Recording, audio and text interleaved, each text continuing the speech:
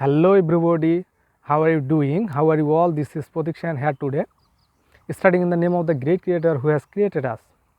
Hope that you have been great by the mercy of God. I have been also great by the mercy of God. You can see I am here in the open field. This is sunny day as usual, and you can see there are some house or building far from here and some house under construction. So in today's videos we are going to learn about how to make some simple sentence using vocabulary, appropriate preposition and idiom phrases.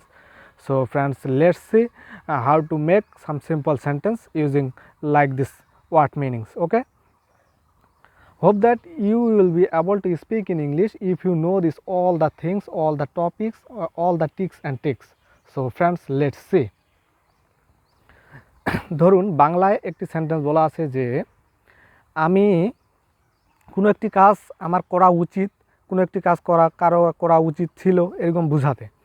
যেমন আমার স্কুলে যাওয়া উচিত, আমার বরং স্কুলে যাওয়া উচিত। যদি আমি বলি আমার বরং স্কুলে যাওয়া উচিত, তার বরং বাজারে যাওয়া উচিত, সেক্ষেত্রে আমি ইংরেজিতে ব্যবহার করব I had better go home, I had better go to school, I had better go to the fair.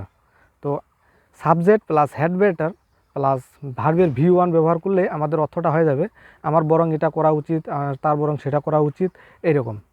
এরপরে আমি বলবো হচ্ছে am, is, are, was, were plus হচ্ছে কি সাপোজ টু। এর অর্থ হচ্ছে যে আমার এটা করার কথা, তার সেটা করার কথা, আমার এটা করার কথা ছিল, তার সেটা করার কথা ছিল, এরকম। তো মনে করি যে আমার ইংরেজি শেখার কথা ছিল বা আমার ইংরেজি শেখার কথা, আমার ইংরেজি শেখার কথা আছে।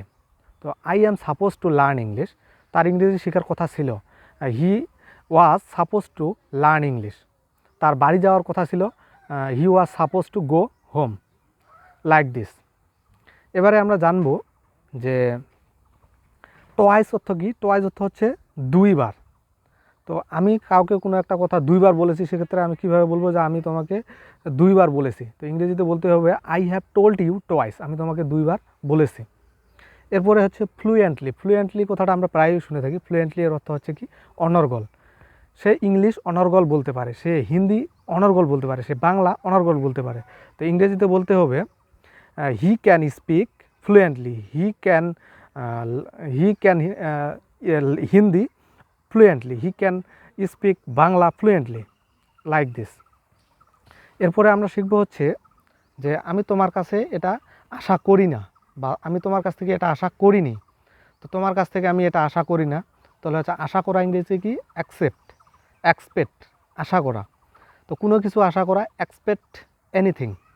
তো আমি তোমার কাছে কোনো কিছু আশা করি না, তো করি না হলে ডন্ট ব্যবহার করব, আর যদি করি নি হয় তাহলে হচ্ছে ডিডন্ট ব্যবহার করব। তো দেখি, আমি তোমার কাছ থেকে এটা আশা করি না, I don't expect anything from you, আমি তোমার কাছ থেকে এটি আশা করিনি।